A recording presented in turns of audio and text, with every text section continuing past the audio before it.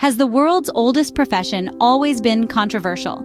Prostitution, often referred to as the world's oldest profession, has roots that stretch deep into the annals of history, back to the ancient civilization of Mesopotamia. Here, in the cradle of civilization, prostitution was not merely a commercial activity, but entwined with religious and cultural rituals. In the temples of Ishtar, the goddess of love and war, sacred prostitution was practiced as a form of worship. People believed that engaging in these sacred sex rituals would invoke divine blessings and fertility. This intertwining of the sexual and the divine illustrates a society where prostitution was revered and considered holy. However, the perception of prostitution was not universally positive across all ancient societies. While some viewed it as a vital and sacred institution, others saw it as a necessary evil, a pragmatic solution to social needs that were otherwise unaddressed.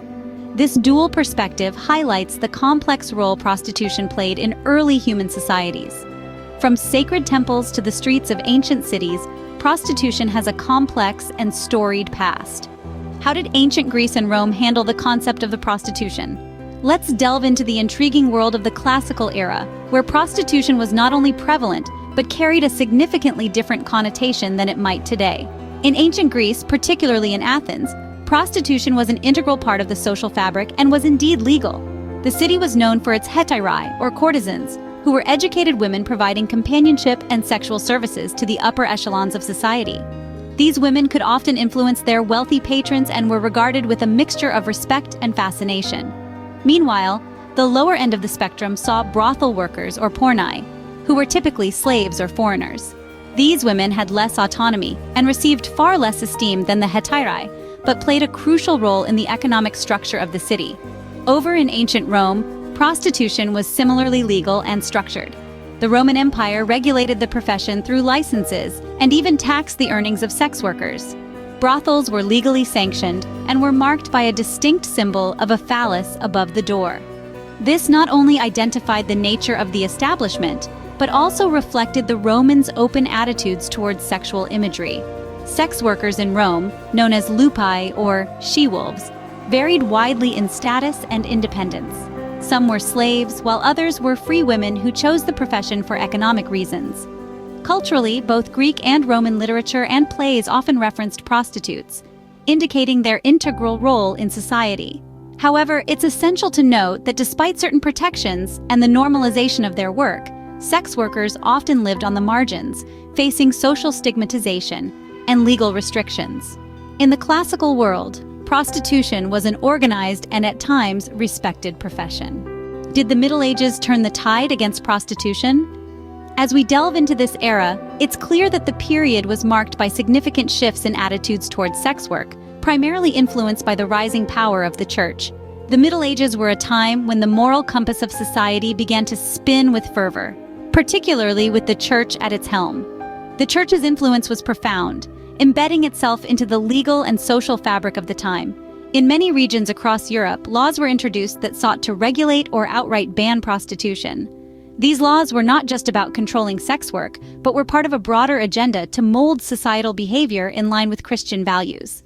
In some areas, brothels were tolerated but heavily regulated, often required to be at a distance from churches and other public spaces. In contrast, other regions saw stringent crackdowns, with sex workers facing severe punishments if caught. The Middle Ages brought about a moral struggle that redefined prostitution through a religious lens. How did the Industrial Revolution change prostitution? As cities burgeoned and populations swelled during the industrial era, so too did the complexities of social issues, including prostitution. The migration from rural to urban areas brought many women into cities, where, often facing poverty, some turned to prostitution as a means of survival.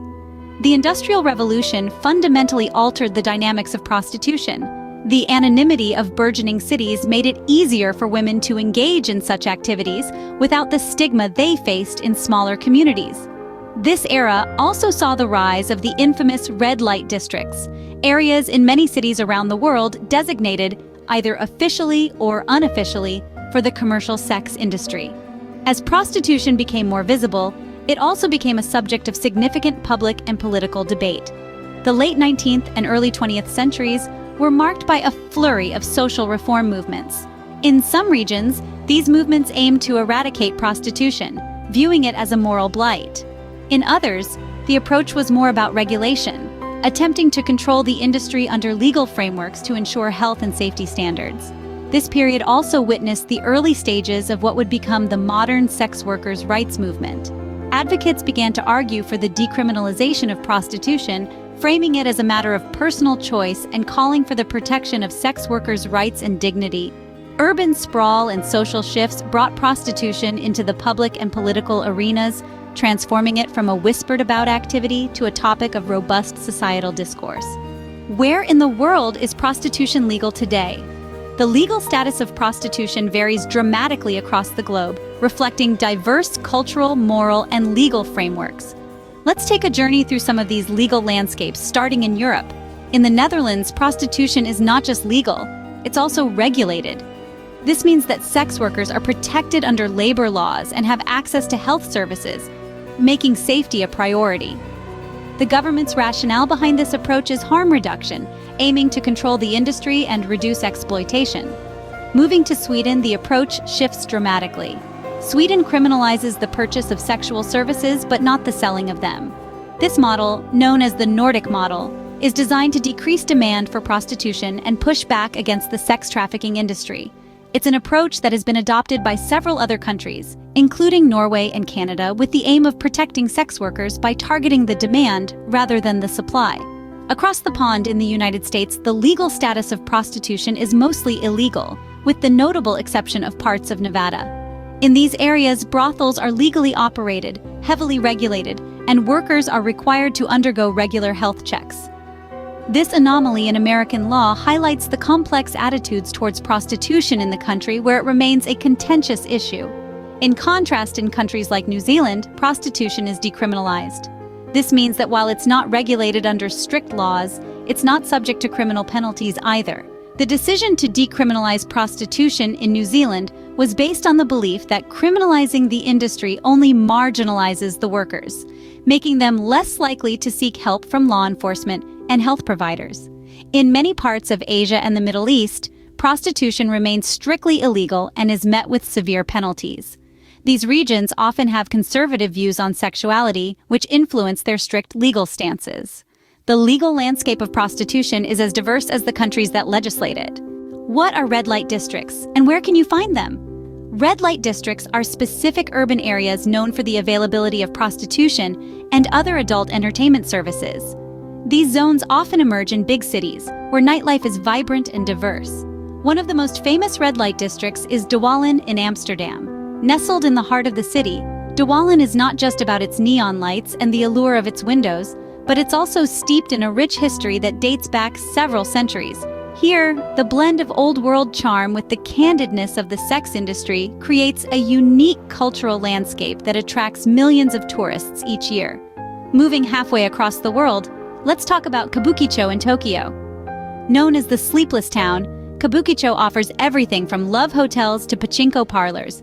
Despite its somewhat gritty reputation, it's an area where the neon never dims, and the streets are always bustling with activity. Here, the district's role in Japanese nightlife is as much about entertainment as it is about the sex industry, reflecting a complex interplay of economics and entertainment. These districts, while often spotlighted for their adult-oriented services, also significantly impact local economies. They draw tourists, create jobs, and are sometimes pivotal in shaping the urban identity. However, they also stir debates over morality, legality, and safety, reflecting the multifaceted perceptions by both locals and visitors. Red light districts remain controversial, yet they are undeniably part of the urban fabric in many cities. As we've seen, prostitution's history is deeply interwoven with human civilization. From its earliest appearances in ancient religious rituals, where it was seen as a form of worship, to its recognition and regulation in the societies of the classical world, prostitution has evolved alongside human societies. In ancient times, it was closely linked with sacred practices and was often institutionalized, with proceeds sometimes going towards the upkeep of religious establishments. As we moved into the classical era, places like ancient Greece and Rome saw prostitution become a more structured industry, with sex workers often registered and taxed by the state. The Middle Ages brought a shift as religious institutions condemned the practice, yet it persisted covertly. By the time we reach the modern era, the rise of urban centers and the anonymity they offered led to a new proliferation of prostitution. This period saw varying degrees of regulation and repression, reflecting the complex attitudes of contemporary societies towards sex work. Today, the legal status of prostitution varies dramatically around the world. In some places, it's fully legal and regulated. In others, it's completely prohibited. This global patchwork reflects deep cultural and political divides that continue to influence how prostitution is perceived and legislated.